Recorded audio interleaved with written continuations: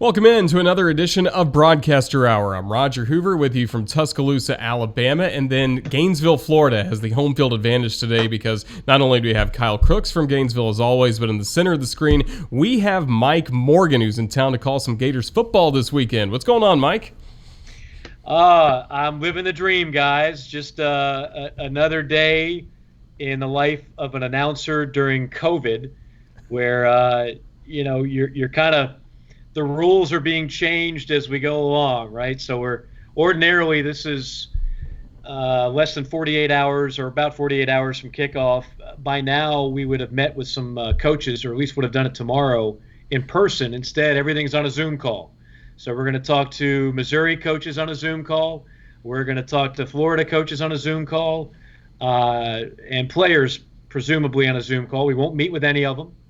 And then we'll get ready to do a game on site, but socially distanced in front of a crowd that normally would be 90,000 here. Instead, we'll be in the neighborhood of 18. So everything's a little bit different. But as I like to say in the year of 2020, embrace the weird. And that's what I'm trying to do each and every week. That's right. I mean, everything has been weird about this year, and especially day of game, right, Mike? Because you have the storylines that you have prepared for a game. And then all of a sudden, I've had this in a smaller scale with the soccer games I've done with SEC Network Plus, where all of a sudden 4 starters are out, or this star didn't make the trip, or this coach is in quarantine.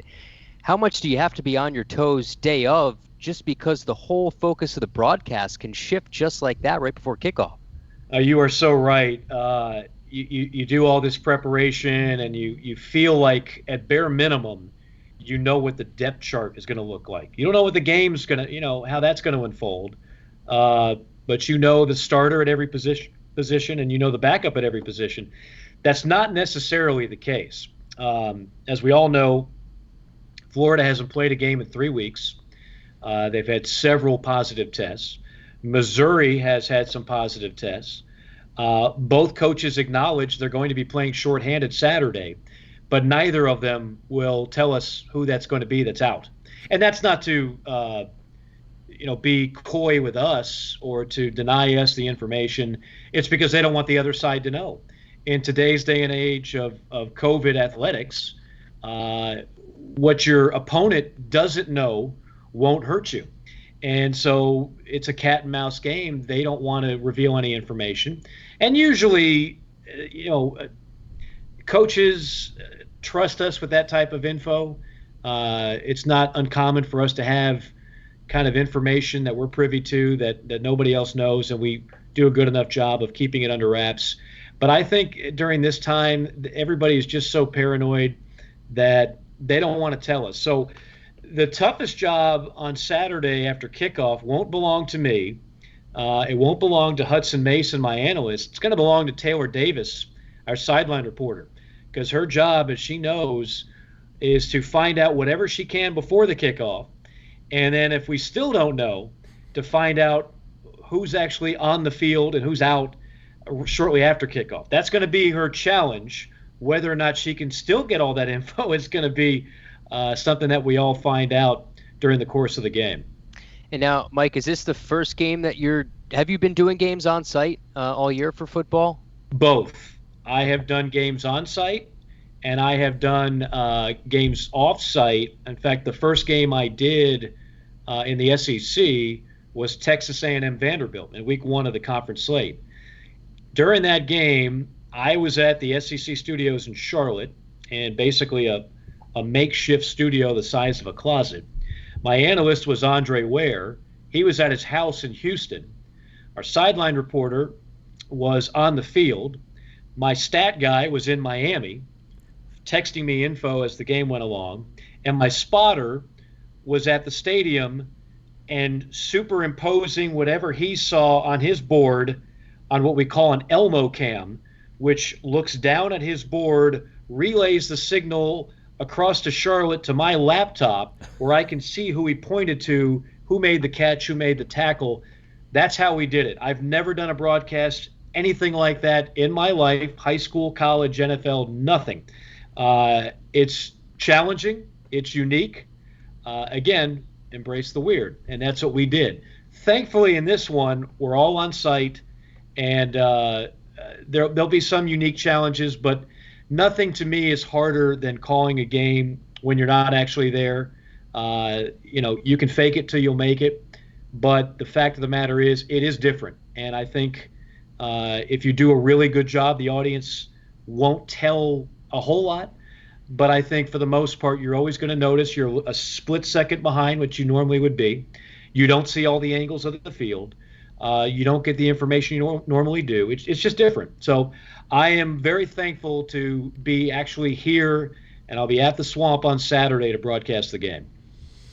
We're certainly excited for that.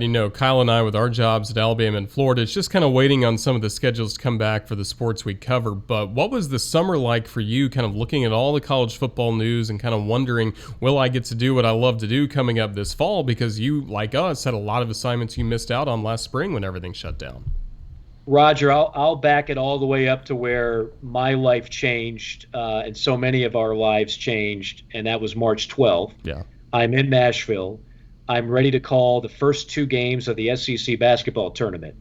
I am with Jimmy Dykes, Marty Smith, and if you remember, the night before they announced that there would be no fans allowed. So we were going to broadcast the first ever SEC tournament game in an empty arena. And that was going to be a unique challenge in itself, right? You don't have the band, you don't have cheering, nothing. It's 18,000 empty seats. And you've got meaningful games, again, in the SEC tournament. The game started at noon Central Time, Nashville time. We're already there, decked out in our suits. Marty Smith was going to do live reports from downtown Nashville, where all the fans actually were. They were going to watch us on TV, so he was going to be the man in the crowd. And we were going to be, of course, in an empty arena with 2 teams calling the game. And at about 11:15, 11:20, I looked to my right, and it was Bob Kessling, who I've known for years, radio voice of Tennessee. And he looks at me, and he starts shaking his head, and he goes, "No, Mike, no." And that's when I knew the plug had just been pulled. So at that point, we went into reporter mode. So I had to stand up behind one goal. Carl Ravitch was behind another goal. And we were told, be ready for Sports Center updates, be ready for anything. And, Carl did most of the heavy lifting on that, and Carl and Marty, who were, great at that sort of thing. And I was kind of on standby, still in shock of everything. And finally, the reality hit. Okay, basketball season is over. Then go back to the hotel, and within hours, they just announced the World Series was canceled. Well, as you know, I do both those sports. And so I realized, okay, I just lost 35 baseball broadcasts. We're on a roll here. What a day March 12th is. And from that moment on, I just kind of hoped that somehow things would change miraculously. You don't think logically at that point. You're thinking with your heart.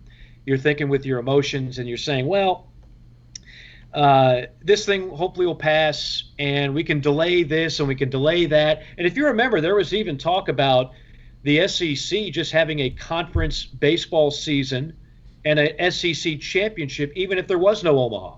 And I was like, okay, fine, we'll do that.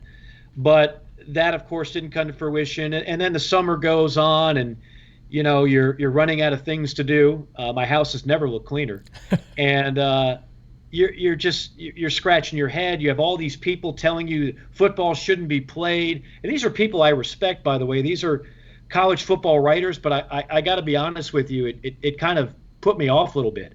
I didn't realize I didn't see a reason why it couldn't be played. And I'm thankful people like Greg Sankey did not throw the towel in, that used logic, used a little bit of common sense and a whole lot of patience to make sure we did this as best as we could. You knew it was never going to be ideal. Nothing about 2020 is ideal, but there was no reason why we couldn't have sports again come the fall, and thankfully we have them. And I'm still getting used to it, guys. It doesn't feel all the way there, but I made a pact with myself. If we had games, I was not going to complain about anything because I'm just so thankful that we have them. Yeah, certainly. Amen to that. We've certainly seen that in the work that Kyle and I have done over the last few weeks. And that's kind of where we are now. You're getting to be at the Swamp coming up, and you are a Florida graduate. And I'm curious, we're talking about your career now, but what was the spark? What first kind of got on your radar about sportscasting and something you wanted to do?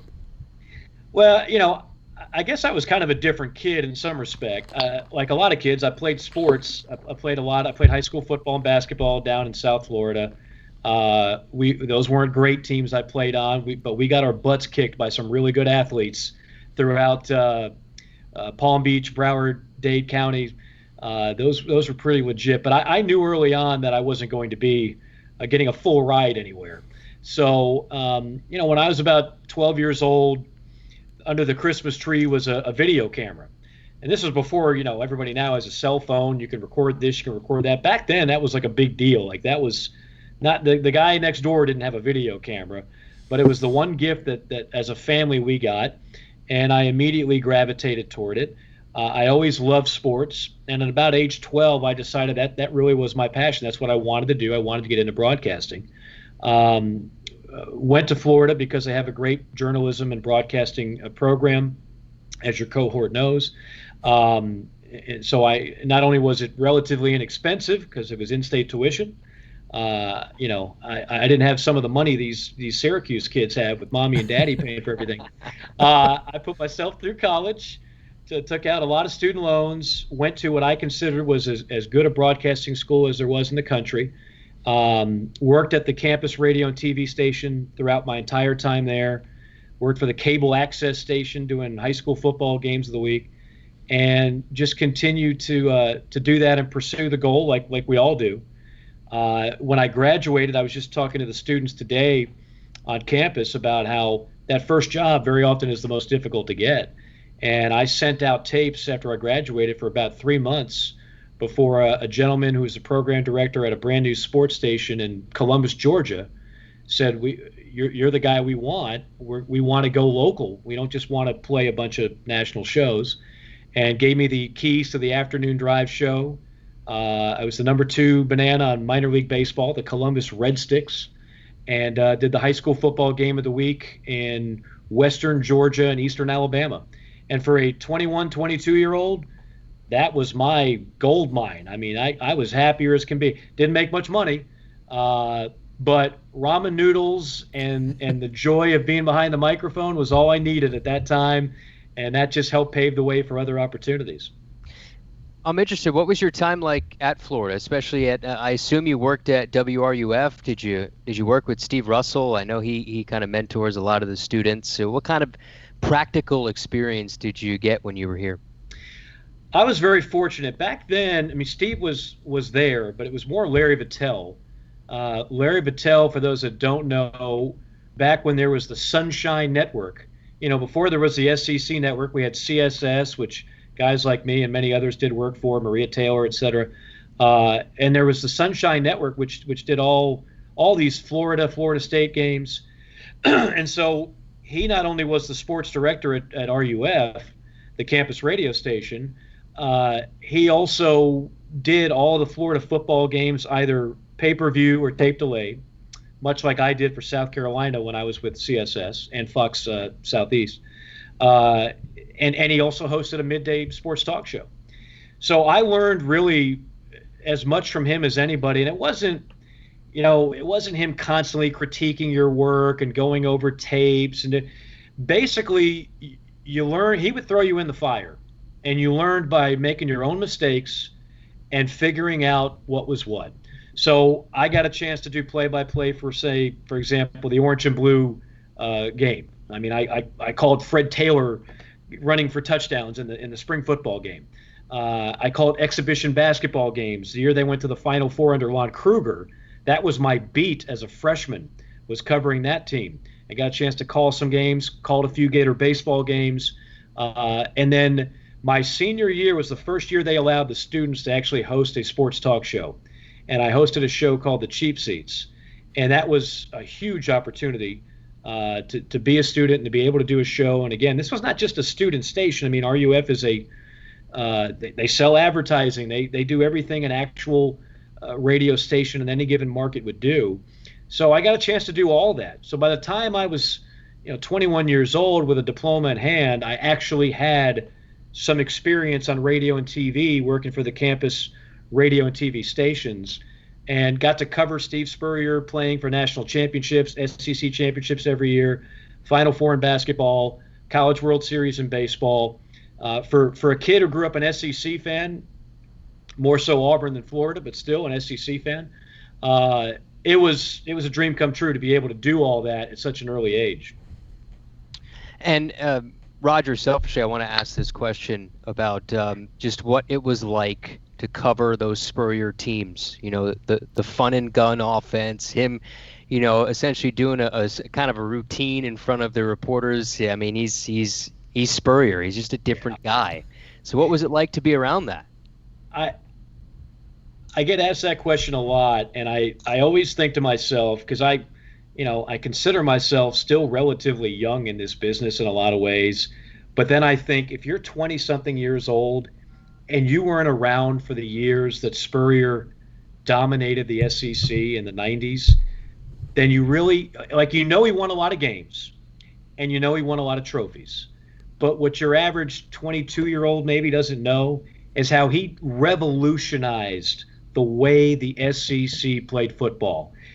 When I grew up watching SEC football, whether it was Auburn with Bo, Florida with Emmett, all those good Alabama teams with various running backs, Tennessee, everybody was run first, pass second. And the passing offense was kind of rudimentary when you look at it now. Steve Spurrier came into that league in 1990, and SEC defensive coordinators, very established, competent people, had no idea how the hell to defend that offense. Not a clue. And to watch them week in, week out, roll up 5 touchdown passes, 6 touchdown passes, 500 yards, not against Ball State, but against the cream of the crop of the SEC, no one had ever seen anything like it. It's never going to happen again where a coach comes into this league and changes the absolute platform of how the game is played the way Steve Spurrier did. So, yeah, he's only got one national championship. Nick Saban is in a whole other – Nick Saban's going to go down as the greatest football coach of all time. I think most of us would say that. But no one had a greater effect on the way the game is played, both in the SEC and nationally, the way Steve Spurrier did when he reinvented how offense was played at this level. Let me ask you this, too, just to encapsulate everything. What does it mean to you to come back and now call football games here at your alma mater? You're a student here, you were grinding it out. Now you're coming back, talking to students about the journey, and you're going to get a chance to step in the TV booth and be the guy for the game on television for the Florida Gators. What does that mean to you? Well, it's always fun to come back. It's not the first time I've done it. I've done a few games here, both on TV and on national radio, just games of the week type thing. But there's always a bit of deja vu. Even though I look around and my goodness, the city has changed dramatically. That could be said of a lot of SEC towns. When I go to Tuscaloosa, I'm like, is this the same town? I've watched this entire conference. These cities transform from tiny little college towns to cities where there's actually some stuff going on and there's good restaurants and things to do. And of course, the arms race with the facilities, it's ridiculous everywhere you go. But yeah, no, it's always a neat feeling, and it brings you back into a place and time. It's weird for me. I make the rounds, 14 SEC cities, 12 of which I've been traveling to for a number of years. And whether it's Gainesville, to where obviously I have special memories here, or Columbia, South Carolina, where for years I called Gamecock games on radio and TV, I've got a number of friends around this conference, a number of great memories. So those two spots in particular stand out just because of what I was able to do in those cities. It's always going to have a special place in my heart. The markets in particular. But overall, I mean, that's where I think, and you guys can relate to this because you're both SEC guys, right? The number one thing I get from people when they watch a broadcast and they hear me on the game is that, Mike, what I love about you is that you eat, sleep, and breathe SEC. And we're all talented enough where we can parachute into a given city and we can study up on the history and the teams, and then we can go on air and sound prepared and intelligent about the particular conference and the particular teams and some of the history. But there's no substitute for if you've actually been there. If you're a graduate and you've covered this league for a long amount of time, and you know certain names, certain stories that are not going to be in those game notes that we study before doing a broadcast, but because you've been a fan of the league your whole life. And I don't think you can take a crash course in that. So I think people really appreciate when they see or hear a voice that they know is truly enriched in the fabric of SEC sports and the history of this conference. I think that means more, quite frankly, to a lot of fans out there. People say the SEC, it just means more. I think having announcers that truly understand everything about this league and have covered it and have been there, that means more to your average viewer or listener. Yeah, no one wants to hear Jordan Hare Stadium. It's Jordan. It's one of those things you just got to know. And that's it. Yeah, Roger, that's just the tip of the iceberg. I mean, there's been so many. Or sometimes, you could tell like a guy is just reading it straight off page 12 of the game notes, but he really has no idea what he's talking. It's like I can read you something out of a science journal, but I have no idea what the heck it really means. But I can try and fake it. But I think at the end of the day, SEC fans, I don't want to say this fan is better than that fan and whatnot, but I will say this. SEC fans on the whole, because I do other conferences as well, are the most knowledgeable, on top of everything, not just about their school. There's a reason why even fans of another team will root for an opponent in the SEC. They'd rather chant SEC, SEC. It's better my brother win it than somebody I don't know, is the way a lot of SEC fans look at it. Well, that's the way they look at this league. They don't just know their own team. They know the SEC as a whole. They get it. And I think they love to get their information from people who also get it, who also have the same passion for the league that we do. Totally agree. And going back to your career arc, you get that small station experience, getting to do a lot of different things. But what were some of the networking things you did to kind of move up the ladder as you continued on your broadcasting journey? I think when I worked in Columbus, so I went to every SEC media day.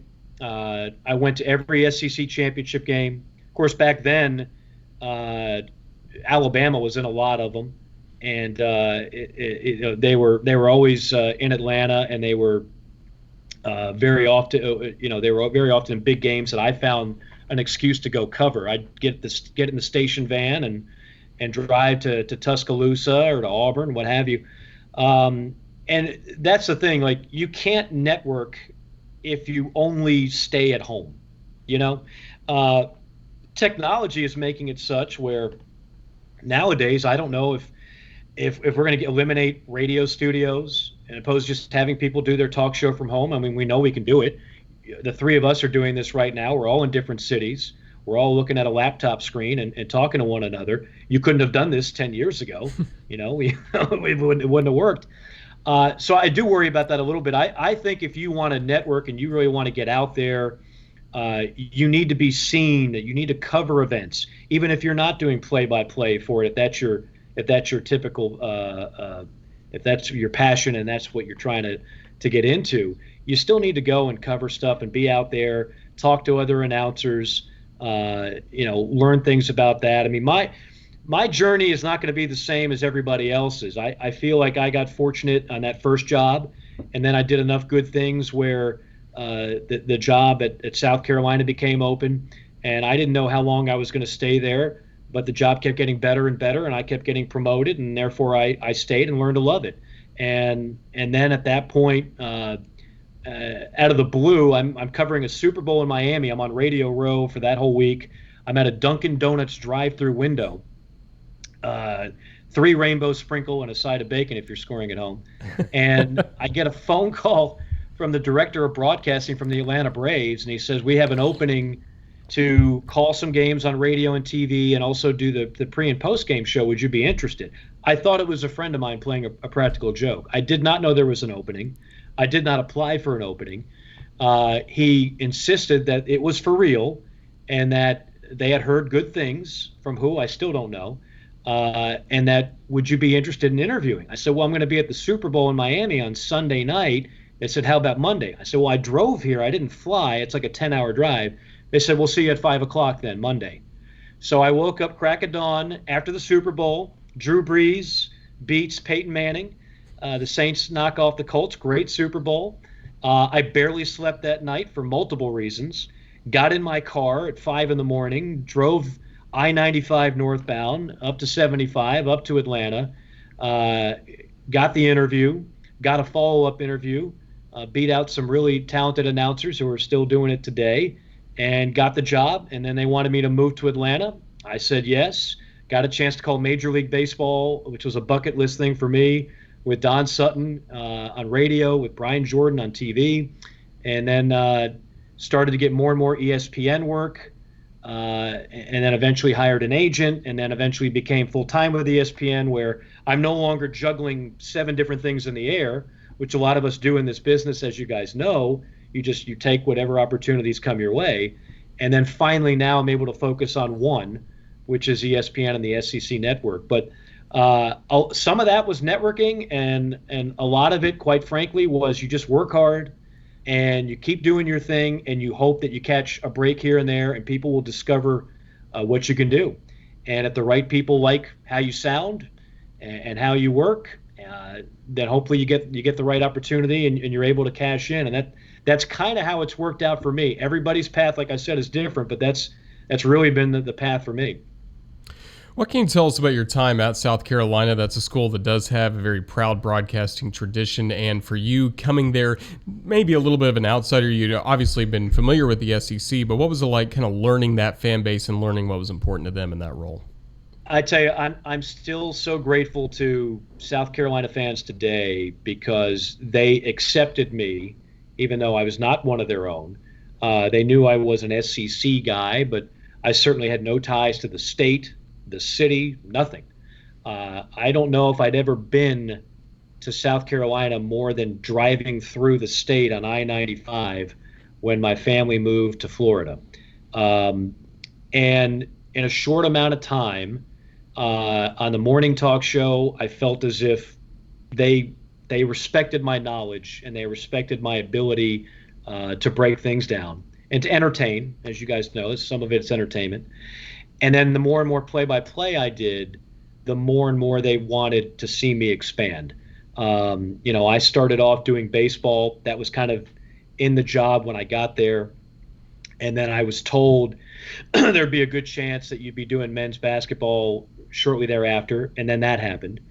And then a lot of people wanted me to do the football job on radio, but they hired a former football player to do play-by-play, which is almost unheard of in our business.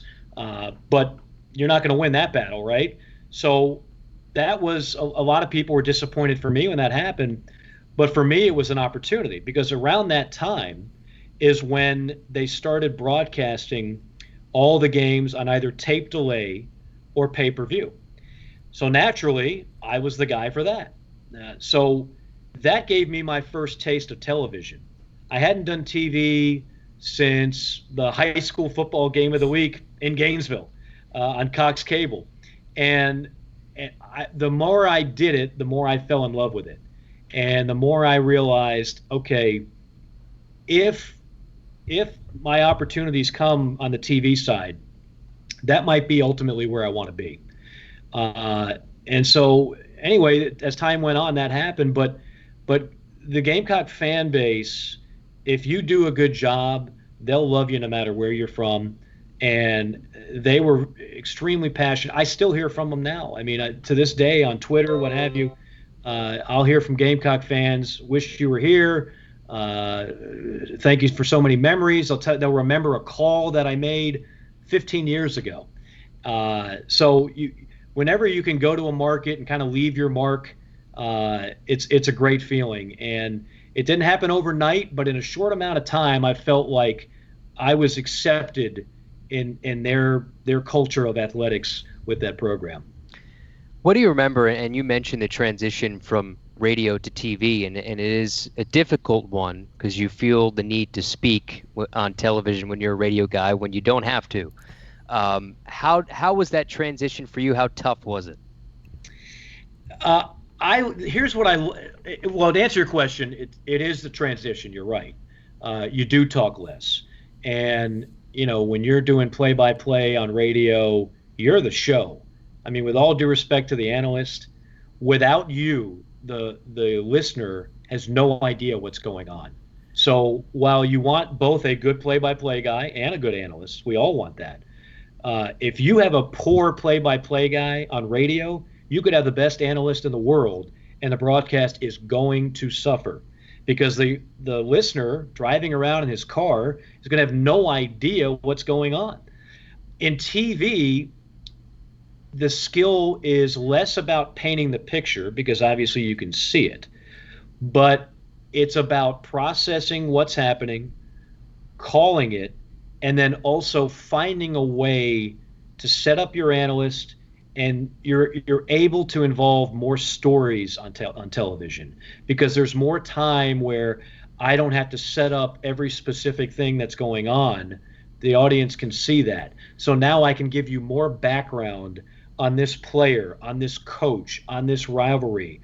We can roll in certain stories or sound bites. We can do a telestrator. You're more of a conductor when you're doing television at that point. You've got someone in your ear talking all the time. That was the biggest transition because in radio, no one's talking in your ear. You're driving the ship. When it's ready to go to break, you go to break. Somebody in your ear will tell you when the commercial's over, and then you talk again. In TV, there is someone talking in your ear throughout the broadcast. And when I first started doing it, it would distract me. I wanted to say, hey, can you stop talking while I'm broadcasting the game? But you can't do that because in TV, the producer is very important. And you need to hear what he has to say. You need to find out, are we going to replay? Are we going to a promo? You need to hear if there's a countdown for this, that, or the other. So that's the biggest challenge, is to turn that one-way transistor into a two-way transistor, and just to be able to be a little bit more creative. I think the preparation for TV is a little bit different than radio in that respect. And obviously, another big difference, of course, is when you're broadcasting games for a particular team, the audience is there to hear about the team. You're their guy. They see that team through your eyes, and it's all about them. Yeah, you want to know some about the opponent, and I always took pride in actually doing a lot of prep work on the opponent as well. I didn't want to just do a one-sided broadcast. I thought that was selling the audience short. But it's nothing like doing TV where it's truly down the middle. None of us have any rooting interest. All we want is a close, competitive game and a clean broadcast. That is what we pull for each and every time. And so from all those aspects, it's just a different animal. And on television, how long did it take you to get over the 10, 15 seconds of nothing being okay? I always felt like it was awkward. It's like, man, the ball's on the wing. Do I need to say something? Do I have to throw in this nugget here? And also being able to get in stories, weaving in stories without, trying to wedge something in while a touchdown pass is being thrown. How long did it kind of get the timing down of everything? In my mind, you're still perfecting that. I don't know if you ever perfect that. You get conflicting messages sometimes when you're a play-by-play guy. On one hand, they will tell you, to your point, let it breathe, let it breathe. You don't have to discuss every part of the broadcast. Don't be too chatty. On the other hand, the audience expects to hear something from you. They want to be informed. They want to know that you're actually involved in the game and in the process. So you can't just sit there and mime it, and you don't want to be talking too much where you're taking away from it. That is a delicate balance that you cannot pick up in a manual. You cannot be taught that in a classroom or at a seminar. So much of it is feel And the longer I do this, the more feel that I have of, okay, this is when I need to talk and this is when I need to shut up. And there's some of that in radio too, of course, but I think it's more so in TV when to just pipe down and not say anything. Your point about the stories, it's funny you mentioned that because someone in the journalism class asked me that today, same thing. Because we all we do all this prep work and we find these magnificent stories, or at least what we think are magnificent, and we want to get them in there. We think it's interesting, and we uncovered this jewel of a story, and we want to get it in there.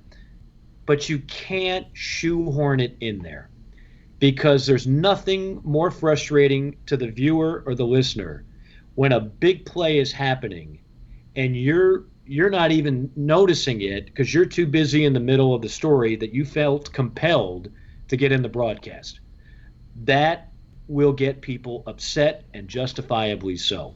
So they want to hear stories and they want to learn something and have unique information, but they don't want it to take away from the most important thing, which is the call of the action on the field. So again, no manual for that.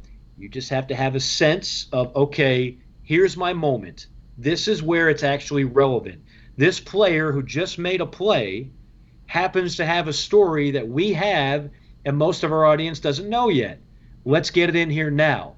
But then let's get out before the next big play happens. And let's get our analyst involved. Let's get our sideline reporter involved. Sometimes it's a story that all of us are going to chime in on, but how are we going to do that and budget our time to not interfere with the action on the field, on the court? That is, to me, when it's working right, it's artistic. It can be a thing of beauty to do it right, but you're not going to do this long enough where you don't have a mishap on that, where the timing does not work the way you perfectly wanted it to work out, where you're in the middle of a story and all of a sudden the producer in your ear says, got to go to break in 5, 4, 3, 2, but I didn't finish my story yet. Maybe we'll pick it back up when we get back. Maybe we won't have time. All those things go into that. And, sometimes you're just like air traffic control and you're trying to land this plane and tell that plane to leave and you're hoping that it all works out. And again, the more you do it, the better flow and feel for it I think you have. I feel like now I'm much better at that than I was 10 years ago. But I don't know if you ever perfect it because it's really hard to have that go 100% the way you want it to go. Outside of it being a real bucket list item for you getting to call Major League Baseball, when you look back at your time with the Braves, what do you really take away from that time and what you learned about baseball and the radio specifically? Well, you learn so much. First off, calling a college baseball game, which I already had done on radio and TV for a number of years and continue to do now with the SEC network, it's different. Everything about it is different. The game itself, the strategy itself, the environment, what's riding on every loss. I mean, a loss, as you guys know, in a college baseball game, a regular season loss can be treated at times like a football game. Like, oh my goodness, we lost this game. This is terrible. Let's fire the coach. Our team stinks. Blah, blah, blah, blah. In Major League Baseball, it's one of 162. And I learned in that first year just how long 162 games is. I started in March in spring training. Started doing games with Mark Lemke and guys like that. And I was like, this is incredible. And I'm interviewing Chipper Jones and Bobby Cox. And then by a game like 97, you're saying, wow, we still got 65 to go plus the postseason. It's just different. The things I remember, so many of the things I remember about that first year with the Braves was forget about the fan base. Are the announcers going to accept me? I remember my first road trip, and I was about to do play-by-play with Don Sutton, and we were going to Pittsburgh. So we had 3 games at PNC Park. Then we get on the plane and go down to Miami, 3 games against the Marlins. And I had never been on when I did Carolina Panther preseason games, I'd been on an NFL charter, but I'd never been on a Major League Baseball charter up to that point. I want to make sure what do I wear? What's the at that time you got to wear a coat. Okay, I got that. I'm about to sit down. Joe Simpson, who at the time was doing television, says, "Mike, let me grab that jacket for you to put it in the overhead." He said, "Do you know how to properly fold a jacket?" And I'm thinking, "Wow, this guy's teaching me now travel fashion tips. This is fantastic." And he takes the jacket and he's like, "First you fold it this way, and then you fold it horizontally, and then you fold it again vertically, and then you know what you do, Mike? What do you think you do next?" I don't know, Joe. What do you do? And he cocks back his arm and he tosses it as hard as he can in the overhead. He said, "That's how you do it, Mike." I said, "Okay, I got it." Everybody starts laughing. Chip Carey's laughing. Don Sutton's laughing.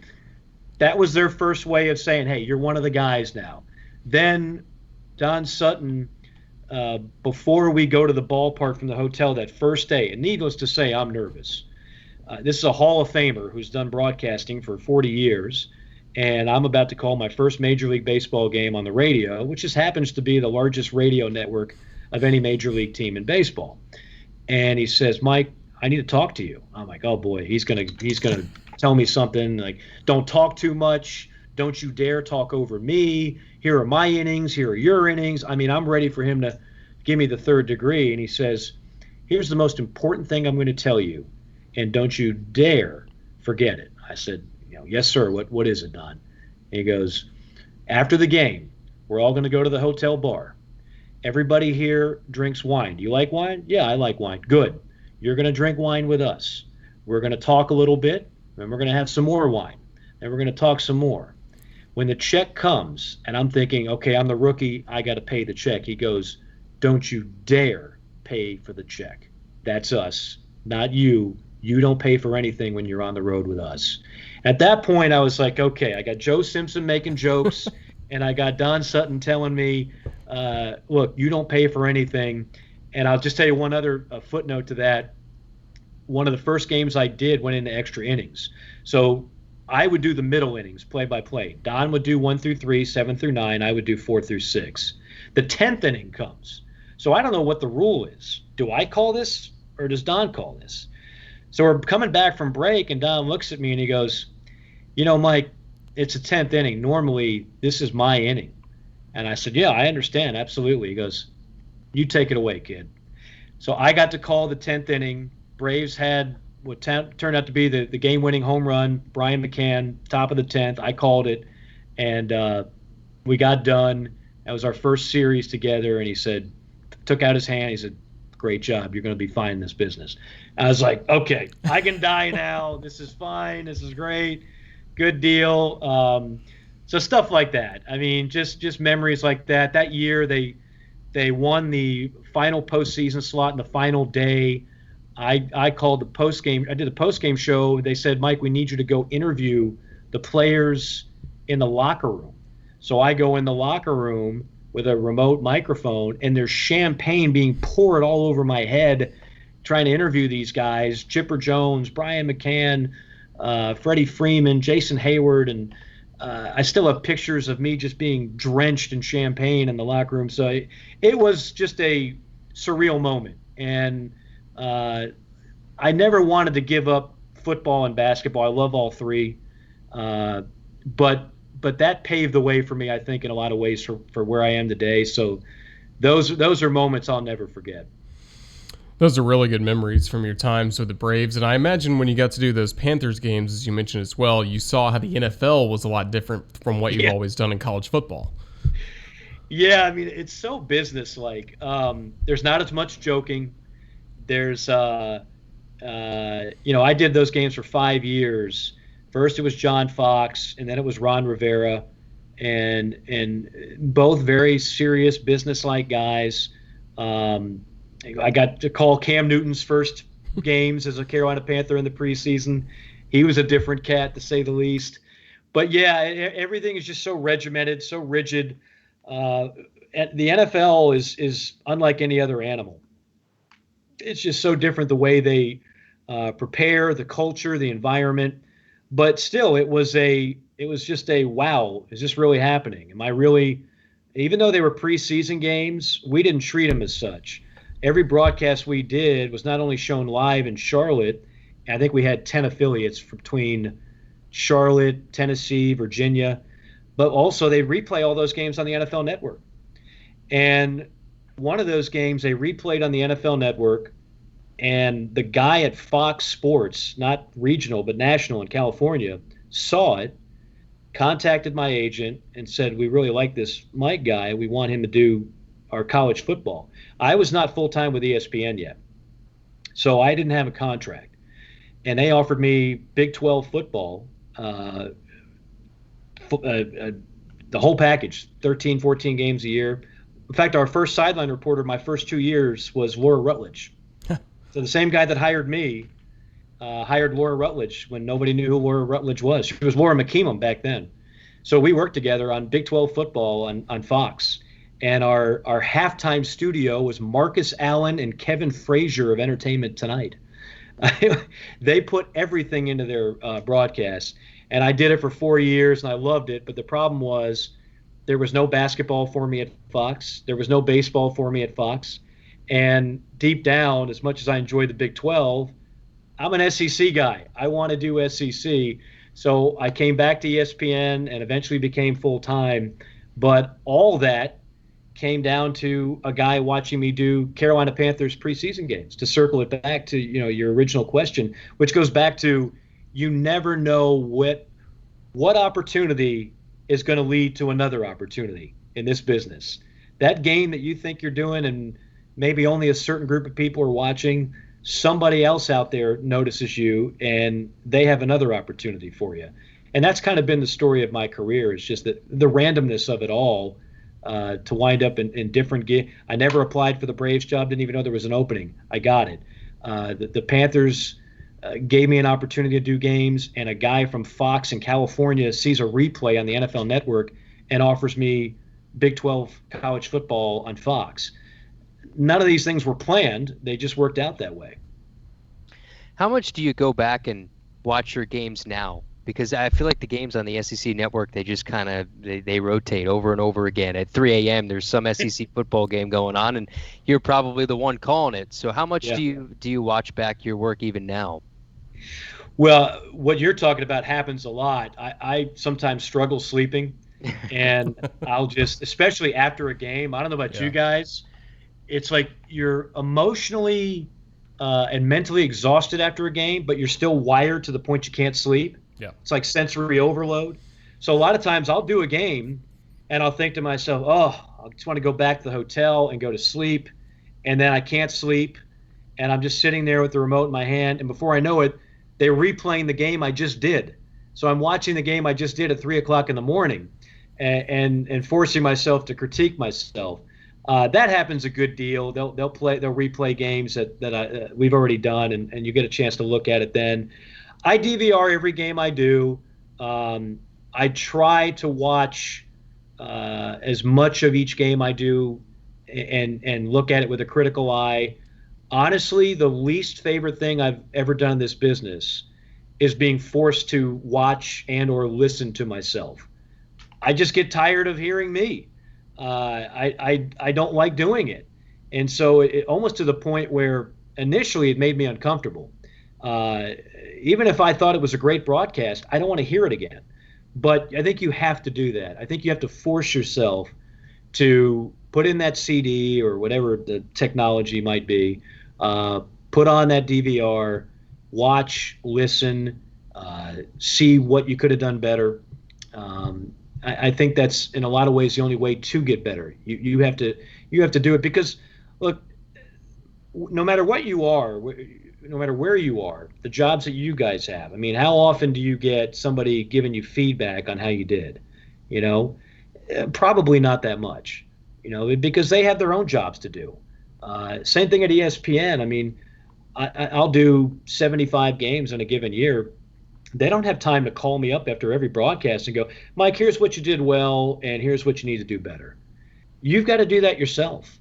You're kind of your own coach in a lot of ways at this level. So to answer your question, I do it a good deal. It's never been something I enjoy doing, but I feel like it's a necessary evil. Let me ask you this. How would you describe your style on the air? And what I'm trying to do now is try to show a little bit more personality, be a little bit more conversational, a little less broadcastery. I know that's not a word, but I'll throw that in there. By the way, I don't know if you like my lighting right now. It's very nice in here. Yeah, pretty Fantastic. interesting It's there. got kind of a Shawshank Redemption feel to it. I look like Dracula right now with this lighting. But what is your style? Is it conversation? Like what do you want to be when you go on the air, Mike? I think the best way for me, and I would tell anybody in this business that's starting out or looking to grow and develop more polish, kind of capture your own voice, your own identity. The number one thing that I see and hear now that to me is problematic is guys trying to impersonate other announcers. Be you. Don't listen to somebody else and go, well, he made it big, so I guess I should just replicate what he does. Use all of his catchphrases, try and sound like he does, try and talk like he does, try and have the same jokes that he does. I've spent my whole life just about in the Southeast, so I didn't grow up listening to Vince Scully. But from what I hear, every radio announcer on the left coast, they all grew up trying to sound like Vince Scully. Well, there's only one Vince Scully. You're not going to be Vince Scully. He's got a certain unique voice, an incredible delivery, storytelling ability off the charts. You can try and impersonate that, but you're not going to fool anybody. You're not Vince Scully. So don't try and impersonate what you think everybody wants to hear. Be yourself. Bring your own personality to it. If you have a good sense of humor, use your sense of humor. Don't take yourself too seriously. I feel like now I'm in a place where it's less about I got to prove this, I got to prove that. I feel like it's more about just be me. And I've never been a guy who's overly what I call robotic. There are a lot of guys out there, and they all seem to come from the same broadcasting school. They all seem to sound alike and talk alike, and it's like somebody just took them out of broadcasting school XYZ, we won't name one, and let's just put them through a conveyor belt, and they're all going to look alike, sound alike, talk alike, and have the same philosophy on everything, and they're just like robots. And to me, I don't want that. I want a guy who's unique, who's true to himself. It's his actual voice, not his broadcasting voice, but his actual voice. Some people have a naturally good voice, and you don't have to over-modulate or do this or do that. Others feel like they've got to put on a voice every time they do a game. Yet others are thinking, okay, this guy made SportsCenter by doing an over-the-top, incredibly loud and zany call. Well, that's what I got to do if I'm going to get any attention. No, just be true. Just because you're the loudest guy in the room or the most hyped up guy, that doesn't mean you're the best play-by-play guy. Just do what feels right. Let it come to you. Don't force yourself on it. And that's the best advice I would give to any announcer. When you get to the point where you're comfortable enough in your own skin and your own delivery, and you're not trying to be something else. So for me, I've always been, a little bit of a wise guy. I'll bring some sarcasm to the platform from time to time. Some people like that. Some people don't. I'm enthusiastic and passionate in my call, but I never want to be accused of being over the top and just looking to make that SportsCenter, highlight reel just because I went nuts over a given call. To me, that's disingenuous, and I don't like it. And other than that, when I broadcast a game, my sound is my sound. I feel like I've been fortunate enough to have a pretty good voice to work with where I don't have to try and seek out another sound. And I feel like the knowledge is already there, the preparation's there. So after that, I don't have to fake anything. I can just do it. And when you have that feeling, and you have that feeling of kind of freedom, if you will, behind the mic, that's when this job becomes the most enjoyable. Well, you're getting ready for a Florida football game on against Mizzou coming up this weekend. What can you tell us about your preparation for football? And then if you have your spotting chart, we'd love to see it. Just hold up to the camera and kind of see what's important to put on your board. Let me see that Kyle Trask part of the chart there. Yeah. So now keep this in mind. Can you see this? Okay. That's good. So you've probably seen this before. My penmanship is the worst in the history of mankind. It's kind of got a serial killer vibe. So I hire somebody to actually print it out. A lot of our announcers do that. So the guy that did this board, I think, used to do Brent Musburger's, and does a good job. What this board looks like now versus what it'll look like come Saturday, I will write notes all over the board. When we meet with the coaches, or in this case, talk with the coaches tomorrow, that will all be done. That will all be done on my board. I don't like having a bunch of notebooks and loose papers all over the place. If I can fit 90% of what I have on that board, that makes me happy, and I know where everything is. So there'll be scribble all over the place. So the board looks nice now. It's not going to look as pretty once I do the game. Final one for me, Mike. Once you go into those Zoom meetings, so here Dan Mullen, he sits in on the meeting. What are the questions that you want to ask? How much is your analyst taking over that process and asking most of the X and O questions? Like, what's that balance like of who's asking what and who gets the bulk of the questions? I generally start things off. I go big picture and let the analyst kind of magnify it and do more of a micro look than a macro look. I want to know the general questions. I want to get some background on some players. I want to know more, again, storytelling. Like, for example, Florida has the best tight end in the country in Kyle Pitts. I've got to be honest with you. I don't know much about Kyle Pitts, the person. I know where he's from. I know he's 6'6". I know he's got 7 touchdowns, but I don't know much about him personally. I haven't seen him interviewed much. I want to know more about Kyle Pitts. My analyst, Hudson Mason, he'll break down, how do you attack a 4-2-5 defense from Missouri? Are you going to blitz lets on defense because you got torched against Texas A&M? I let him take care of most of that. So I'm more of the periphery stuff. He's more of the nuts and bolts of the X's and O's of the actual game. And then we just kind of look at each other back and forth. You got this one, I got that one.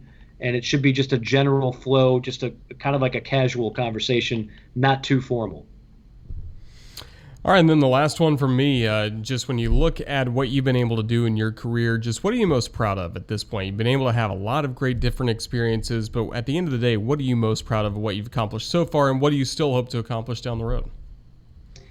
I think for me, what I'm most proud of is being able to have success in different markets, at different levels, with different teams. If you would have told me that at this stage I would have already had a taste of NFL, Major League Baseball, 2 TV networks, 1 radio network, do a talk show for 15 years, which still helps me in broadcasting today, I would have said that's really, I don't think I'm going to do that much. I mean, I'd be happy to do like half of that, but I don't see where I'm going to be able to do that much. But that's just the way it's worked out. For other guys, their number one thing is being the radio voice of a premier program their entire career, and that's great too. I mean, I would gladly take that. I'd gladly take Eli Gold's career, being the voice of the Crimson Tide for half my life, or what Mick Hubert's doing here at the University of Florida. I mean, those are great gigs. But for me, I'm glad I got a taste of everything. I can never look back and say, if only I got to do 1 Major League Baseball game on radio, I did it. If only I got to do a little bit of NFL, I did it. If only I got to be a voice of a major college, I did it. So for me, it's the variety pack that I've been able to accomplish and get a taste of. And then, to have it culminate all with SEC, with the conference that I grew up as a fan of, went to one school, broadcasted games for another, and now be able to do SEC games for an SEC network. That's almost like a fairy tale ending for me. And that's just the perfect way. If I don't do anything else, that'll be just fine for me, because this was always a goal of mine. Well, you do a terrific job, and we've enjoyed watching you over the Appreciate years and look forward to watching you for many, many more covering SEC sports. Just thank you for your time today. We really enjoyed it, Mike. Guys, thank you. I mean this. Like, this is really cool what you guys are doing. It's kind of unique, and to have I've done a lot of these interviews for people who don't do what I do. You guys do it, and you understand it, and you have an appreciation for it. So this is the kind of talk that I don't ordinarily get to have. I think it's great. I enjoy your segment. I watch it from time to time, and glad you invited me on. Thanks, Mike. Appreciate it. And go Gators. You can't say that this weekend because you're new. I can't, but you can. Yeah, I'll say it for you. I'll say go good game. How about that? I'll bounce it out. Mizzou. Our thanks to Mike Morgan, and thank you all of you for watching at Broadcaster Hour.